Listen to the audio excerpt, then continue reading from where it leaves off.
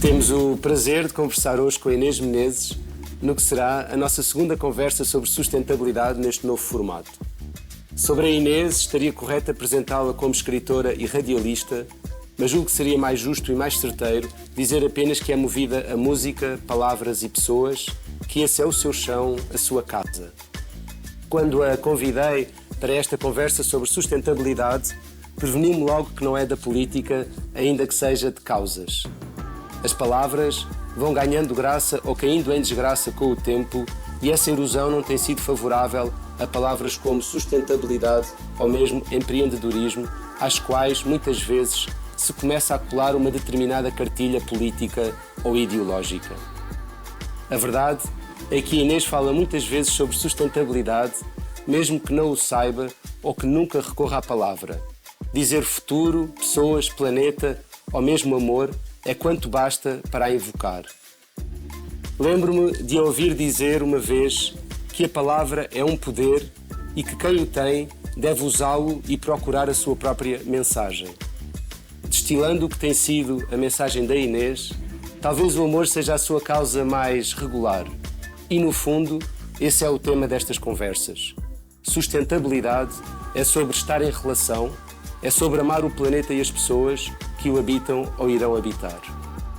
Talvez o amor-causa da Inês seja menos esse amor por tudo e por todos, por todas as formas de vida e mais o das nossas relações cotidianas, o dos filmes e dos romances.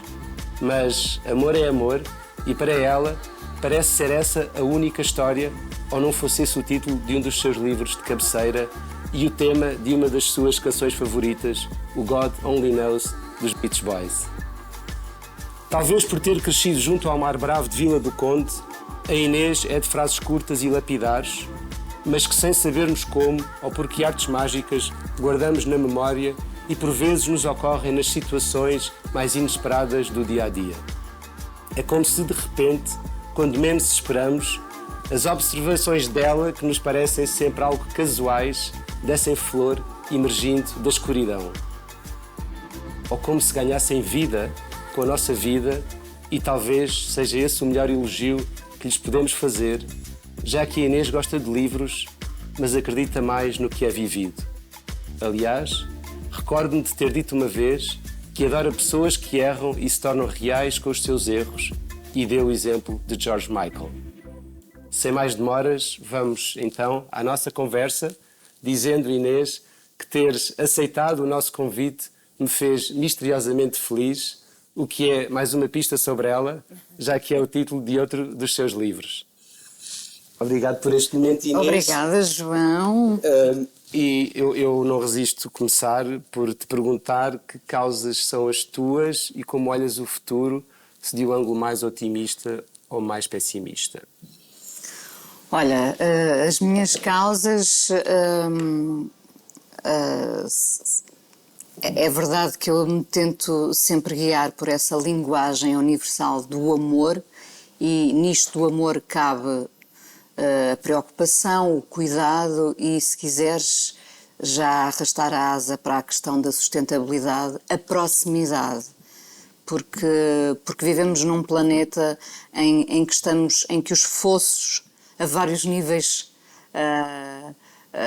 são gigantes, não é?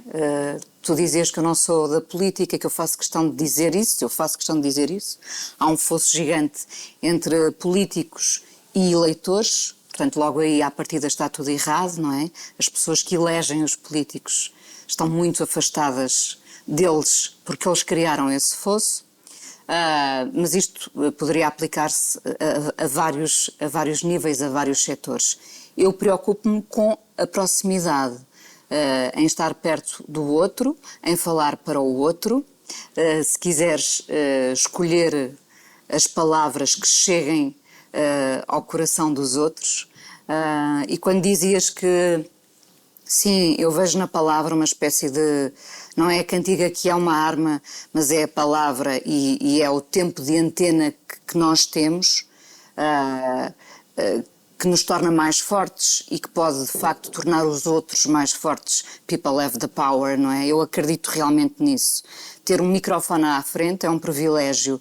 Poder escolher as palavras que vou preferir é um privilégio. E, portanto, as minhas causas são, sobretudo, a preocupação com o planeta, evidentemente, tendo uma filha com 14 anos, adolescente, já completamente sensibilizada para o estado em que o planeta está. Quando, por exemplo, penso nesta questão tão premente, urgente, da sustentabilidade, penso nela como, se quiseres, a falência de uma consciência cívica. Eu acho que nós chegamos aqui porque algo falhou, e falhou enquanto cidadãos muito distantes dessa consciência cívica. Nós, para vivermos em sociedade, temos determinadas regras, por muito que em cada um de nós haja uma costelazinha anarquista, que tem o seu encanto, tem a sua poesia, eu acho que nós temos que cumprir essas regras. E nós fomos deixando, se calhar pela ambição, pela ganância, fomos deixando essas regras de lado, não é? Eu todos os dias, no bairro onde vivo, e no bairro onde vivo vivem pessoas informadas, com dinheiro, eu vejo pessoas a cometerem pequenos crimes contra o ambiente. Portanto, eu penso, há aqui alguma coisa que falhou, que não é só de agora, não é? Que foi progressivamente falhando, e eu acho que é esta questão da consciência cívica. Nós pensamos que ocupamos um lugar e que esse lugar é só nosso, e esse é um problema grande. É como tu ires ao multibanco e teres uma fila de 5 pessoas e de repente passares ali 20 minutos a pagar contas e nem sequer seres capaz de olhar para trás e dizer: desculpe, eu vou fazer pagamentos. Tu ocupas o teu lugar e pensas que esse lugar é só o teu. O problema é que tu tens... O teu lugar é o lugar também da pessoa que está atrás de ti, da outra, até ao fim da fila. Eu acho que nós não temos cuidado nenhum com o outro e estamos preocupados com esse nosso espaçozinho. Mais uma vez, falência da consciência cívica, não é? E, portanto, o lugar do outro pouco nos importa. Já agora, falando até um bocadinho da guerra que nos ocupa neste momento e que nos preocupa, e em que muitos dizem: mas que grande hipocrisia, com 19 milhões de pessoas que poderão vir a morrer à fome no Iémen, com o que se passa e passou no Afeganistão, porque é que nós estamos tão preocupados com o que se passa na Ucrânia? Porque é uma questão de proximidade. Porque se tu souberes que determinada pessoa de quem já ouviste falar está doente, tu ficas preocupado e lamentas profundamente. Se for alguém da tua família, tu vais vergar-te de dor, não é? Quer dizer, nós regemos ou devemos reger por essa proximidade, por esse cuidado constante. A Susan Sontag dizia space is place, ou seja, a tua noção de espaço é o lugar. E de algum modo tu sentes que as utopias do século XX, uma delas foi a da afirmação da democracia, e que são conquistas do século XX, os direitos humanos, houve todo um humanismo, digamos, por trás dessas causas, quer da democracia, quer da afirmação dos direitos humanos. Sentes que hoje há uma erosão sobre aquilo que era um humanismo mais coletivo e de base comunitária do século XX e que o individualismo impera na noção de direitos e deveres, mas que não deixa de ser um pouco estéril naquilo que é de individual e menos de comunidade. Eu acho que erosão é a palavra certa, não é? Nós sonhamos e concretizamos, mas depois a materialização dos sonhos pode acabar nessa erosão, não é? Eu acho que, tendo como exemplo o Obama, que para mim deixará sempre uma feliz memória, não é? Aquela ideia do yes we can, não é? Eu encontrava amargo, porque a concretização acabou por ser mais curta do que esperávamos, não é? Mas de facto o sonho é possível, nós concretizamos, nós alimentamos e depois começamos o processo inverso. Começamos a retirar energia ao sonho, não é? E aí dá-se o processo da erosão, que eu acho que neste caso, e olhando para a democracia, há algo de errado na democracia quando há este afastamento, que eu falava há pouco, não é? Quando há um fosso gigante entre políticos e eleitores, a democracia está com algumas fissuras, evidentemente. Havia um político, digamos, ideólogo, Monnier, francês dos anos 60, e que está na gênese do movimento que é o personalismo, e que às tantas entra numa contradição. Ele diz exatamente isso, que a política tem que ser um tricô pessoa a pessoa, uma conquista pessoa a pessoa, e que, portanto, enquanto macrosistema não faz sentido. Tem que ser um trabalho de acupuntura. Por isso é que ainda faz muito sentido falar nas autarquias e por isso é que as pessoas retiraram alguma importância às eleições autárquicas, sendo que aí temos a verdadeira proximidade, não é? É o homem ou a mulher que podem estar sentados a uma mesa e que veem o seu eleitor chegar e dizer-lhe: na minha casa não há eletricidade, na minha rua não há saneamento. Percebes? Essa é a maneira mais rápida e eficaz de poderes ajudar as pessoas, que devia ser o princípio da política, não é? Voltamos... De qualquer modo, a tua causa, ou as tuas causas, são mais uma espécie de meta-causa. Quando falas da importância da palavra e de como a palavra pode transformar o coração da humanidade, se quisermos, não deixa de ser uma causa, mas é mais uma meta-causa. Ou seja, tu traduzes menos o teu lado utópico, se quisermos, em causas, materializas menos em causas mais concretas, de cartilha política, digamos, e situas-te mais numa espécie de metafísica das causas. Não penso muito sobre isso, eu acho que nunca nada do que tenho feito e olhando para trás, nunca nada é muito consciente, percebes? Eu não parto para as coisas com um objetivo, sinceramente. Quer dizer, parto para um objetivo quando me sento a um microfone e vou conversar com alguém e sei mais ou menos o que quero dessa pessoa. Ou quando começa a escrever uma crónica e ela mas fala... há alguma coisa no mundo que te faça sofrer, desculpa interromper-te? Demasiadas coisas. E alguma coisa que gostasse de puxar a ti no dia-a-dia e poder ter uma influência direta, no sentido de dizer... Eu lembro, por exemplo, há uma história da Simone Weil com a Simone de Beauvoir, da Simone Weil estar a ler uma notícia sobre a China e sobre o que estava a passar na China à época e começar a chorar e a Simone de Beauvoir invejar aquela forma como ela sentia o pulsar do mundo. Não tanto pelo lado daquilo que te faz sofrer profundamente, mas aquilo que tu gostavas de poder transformar, o que é que seria? Quer dizer, da deflorestação da Amazónia à questão da pobreza, à questão da guerra que referiste, há assim alguma causa que seja, mais sensível? Há uma questão, eu sou sensível a várias causas. Quando ficamos a saber que os microplásticos já estão na nossa corrente, saltaram do oceano e estão no nosso oceano interno, na nossa corrente sanguínea, há qualquer coisa de muito errado connosco, não é? E nem quero imaginar como poderá ser no futuro. Várias coisas me afetam, várias coisas irão afetar a minha filha, os nossos filhos. Há uma coisa... E achas que para eles é uma seca pensar nisto? Responder a estas questões? Não, fazem isso com entusiasmo. Sim, com o entusiasmo com que nós afirmámos a democracia no século XX. Entusiasmo, preocupação, ação. Eu vejo os miúdos a agirem e já não é uma coisa da qual eles ouviram falar. Não, eu vejo-os muito ativos.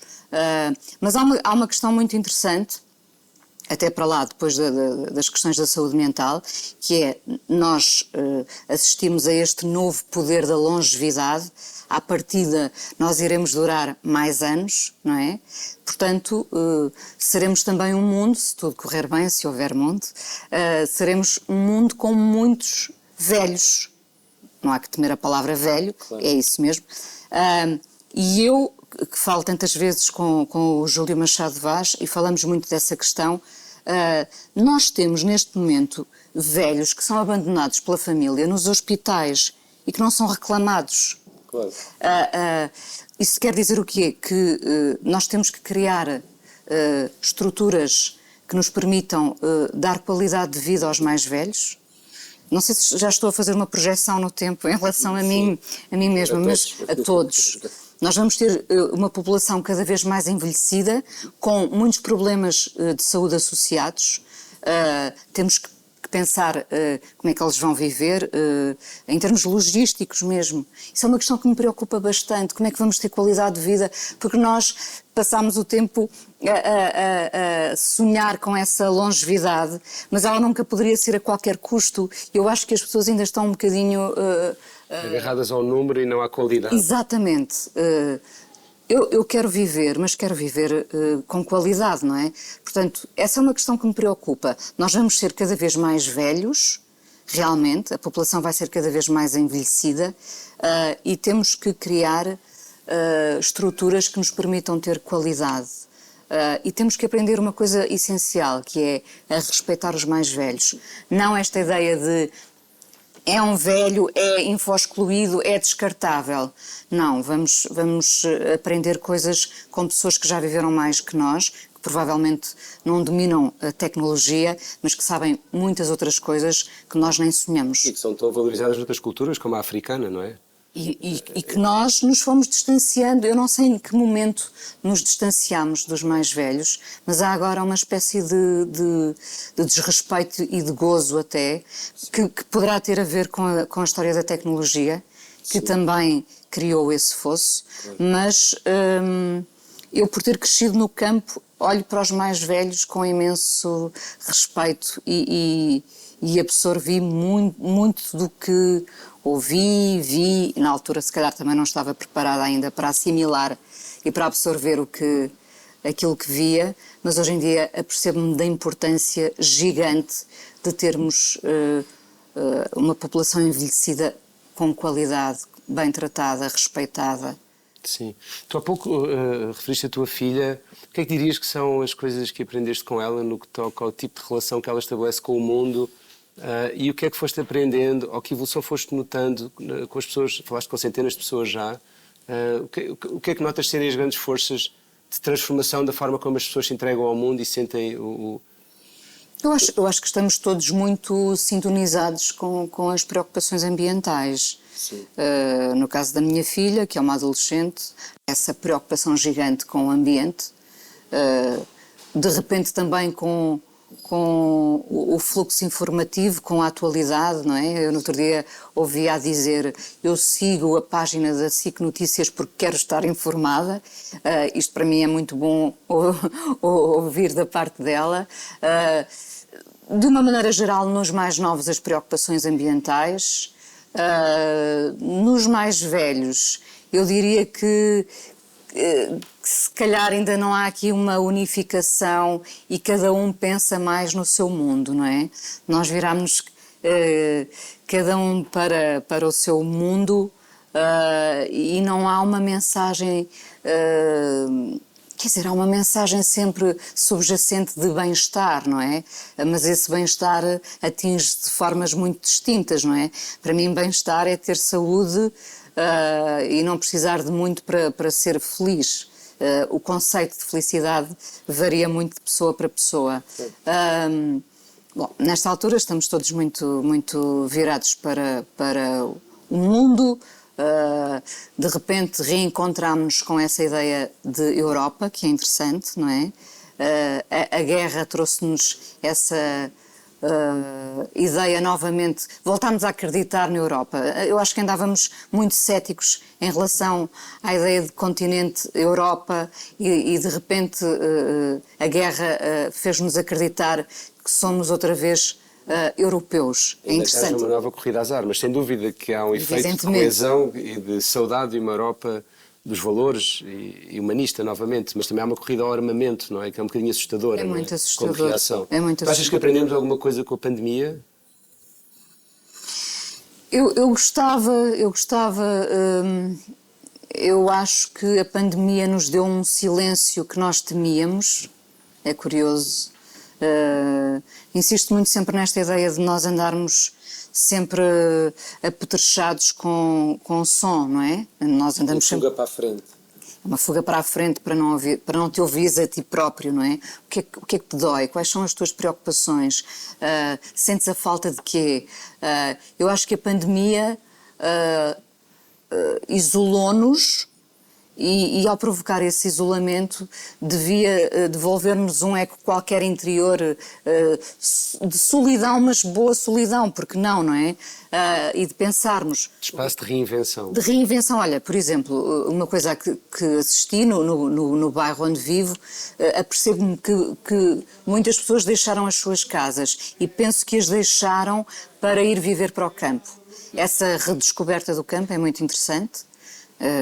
Voltamos à sustentabilidade, não é? As pessoas reinventam-se indo para um lugar que se calhar nem valorizavam, mas estava lá uma casa e de repente pensaram, por que não experimentar outra vida, por que não ficar aqui no campo, por que não experimentarmos mexer na terra.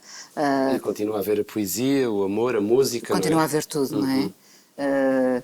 Para os mais novos, é importante passar a mensagem de que as coisas não brotam no supermercado, não é? E que há um sítio de onde elas vêm, não é? Acho que a pandemia nos reconciliou de certa forma mais com a natureza. Sem querer, lá está, não foi consciente.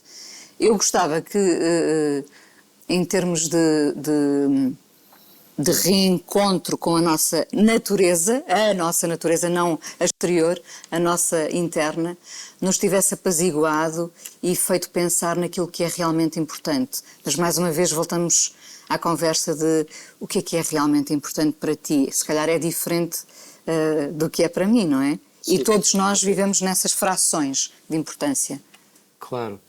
Claro, e há quem considere que este tema, eu não vou usar mais a palavra por meio da sustentabilidade, acaba por ser uma espécie de New Age, de religião New Age, onde há pouco espaço para tropeçar, onde há pouco espaço para ser humano, nesse sentido de falhar e de recomeçar e de improvisar, e ficamos muito condicionados por uma engenharia, digamos, social, que acaba por ser árida, estéril, nesse sentido em que não admite o erro ou não admite a falha.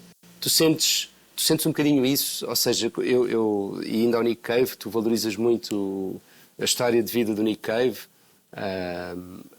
Sentes que é necessário também um espaço para as coisas poderem correr mal e podermos cometer erros individual e coletivamente? Eu sou fascinada pela falha, não é? Sim.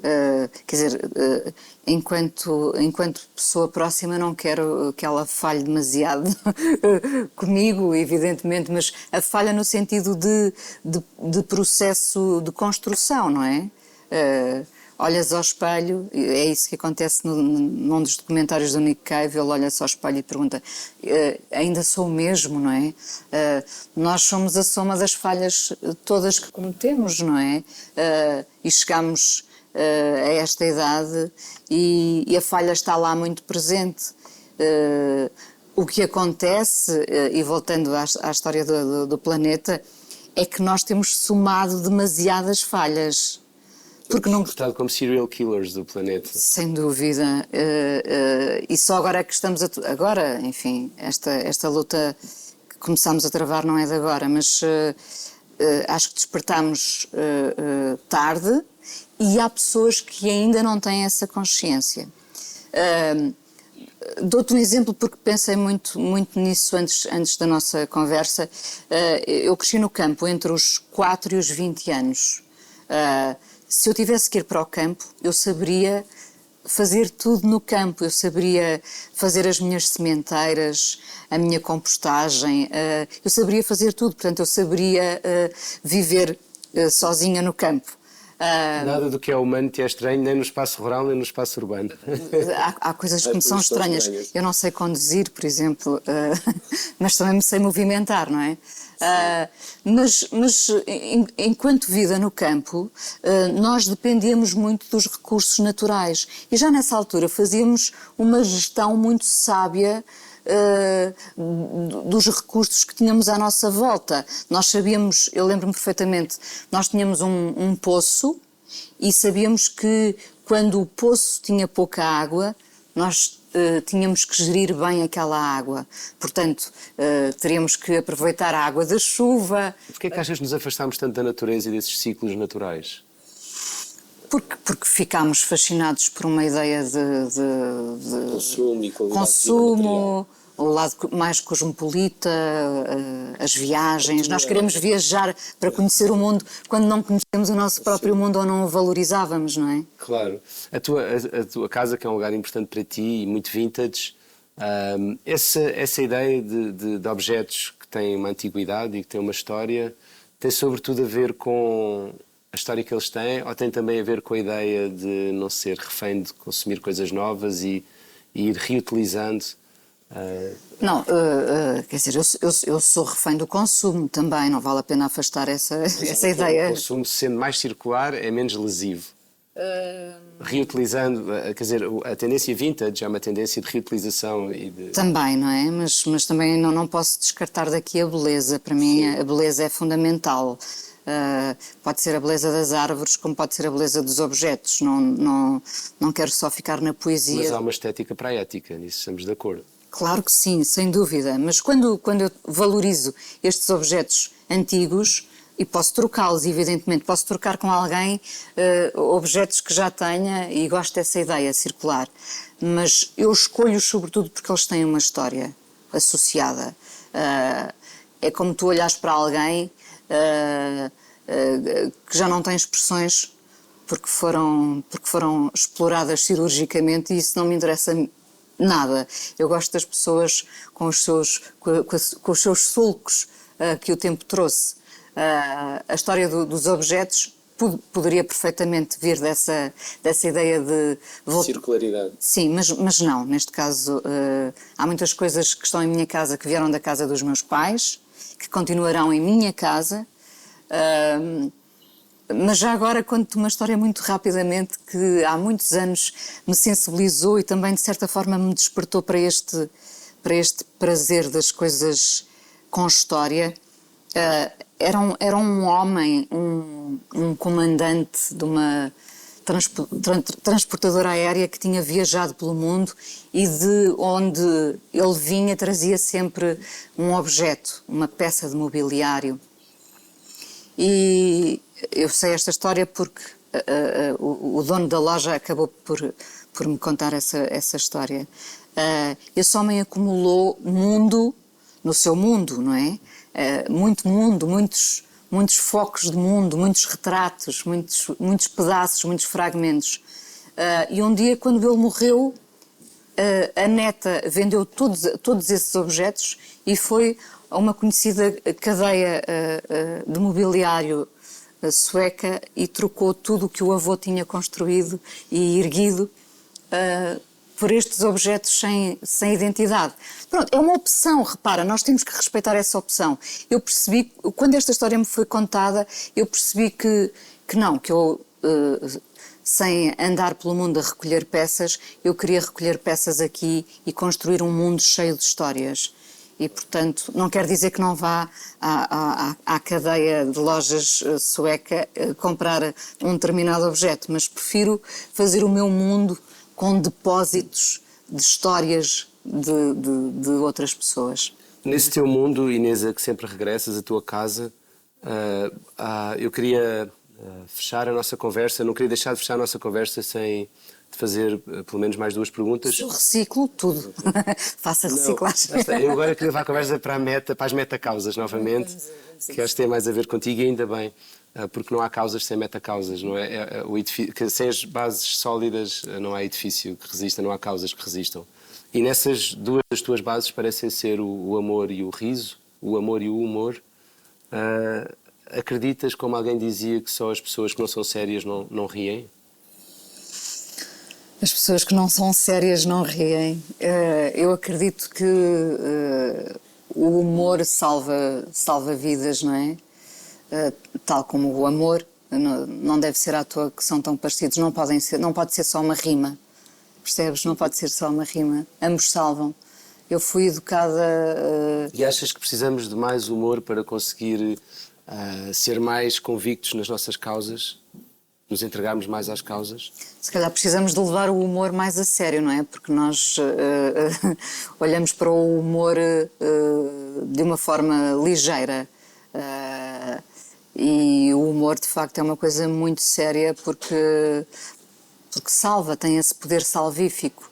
E eu agarro-me muito a ele no meu dia-a-dia. Ainda agora escrevi uma crónica pensando no... E voltando um bocadinho ao teu início, se eu sou otimista, não é? Nós temos que pensar sempre, isto até podia ser pior se, não é? Portanto, convém sempre olhar para o outro lado da rua e perceber que há alguém que precisa muito mais da nossa ajuda do que nós próprios, muitas vezes. Só que nós estamos a sentir a nossa dor e, portanto, às vezes nem sequer temos a capacidade de nos rirmos das nossas dores. Mas sim, amor e humor, misturando os dois, rindo até das nossas fraquezas e da nossa falência, às vezes, no amor, também é importante, não é? Tu levas-te muito a sério, levas muito a sério aquilo que fazes, mas e a ti próprio? Nada a sério, nada a sério. Todos os dias provoco. Aplicas uma boa dose de humor a ti próprio. Sim, sim, e permito que me humilhem todos os dias. Lá em casa, atenção, também não vamos exagerar, mas sim, acho que a humilhação é um bom exercício para não só para o riso geral, mas para percebermos que somos pequeninos, que não somos nada, e que o ridículo é um fato que também nos pode cair muito bem. Se quiseres, olha, voltamos à história dos políticos. Porque é que eu tenho algum pudor, não sei se pudor é a palavra certa, mas alguma rejeição até a entrevistar políticos? Porque eles nunca se permitem cair no ridículo, porque eles estão afastados do discurso real e humano, e têm uma linha já muito bem definida sobre o que devem e podem fazer e, portanto, estão a falhar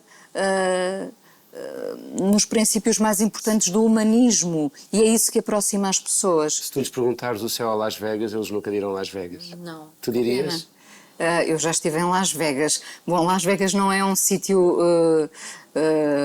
muito simpático, porque é muito artificial. Não sei se já... o céu, nunca estive. Nunca estiveste. Eu aconselhava-te o céu. Muito bem, parece um bom conselho. Última questão. O amor, Inês, tu que sabes tudo, ninguém sabe tudo. Eu não sei nada. O amor, temos pessoas na ignorância, no grau zero, mas o amor para ti é mais um sentimento ou uma construção? Passou a ser muito uma construção, não é? Esse é um desafio. Se perguntas-me se é um desafio, sim, claro, porque... E é o desafio da vida, o amor. Sim, porque é sempre... E essa construção. Porque é sempre o amor pelo próximo. A minha mãe ensinou-me desde muito cedo fazer o bem sem olhar a quem. Isso é muito importante. Devia ser uma espécie de frase escrita numa camisola que todos usávamos, não é? Uma camisola invisível. Fazer o bem sem olhar a quem. Fazer o bem pelo planeta. Ajudar as pessoas à nossa volta. E esse é o amor por todos. E no amor a dois, dos romances e dos filmes, como eu dizia no início... Das únicas histórias. Das únicas histórias. E nesse é mais um sentimento, é uma construção ou metade-metade? Eu diria que a paixão é um sentimento fugaz, voraz, demolidor, e o amor, a dada altura, pode ser olhado como uma construção, um processo construtivo, porque lá está, tu vais lidar com as falhas, não é? Vais viver com as falhas, e as pessoas hoje em dia, como fazem em relação a tudo o resto, facilmente descartam amores e pessoas e objetos. Estamos todos na mesma linha de montagem hoje em dia.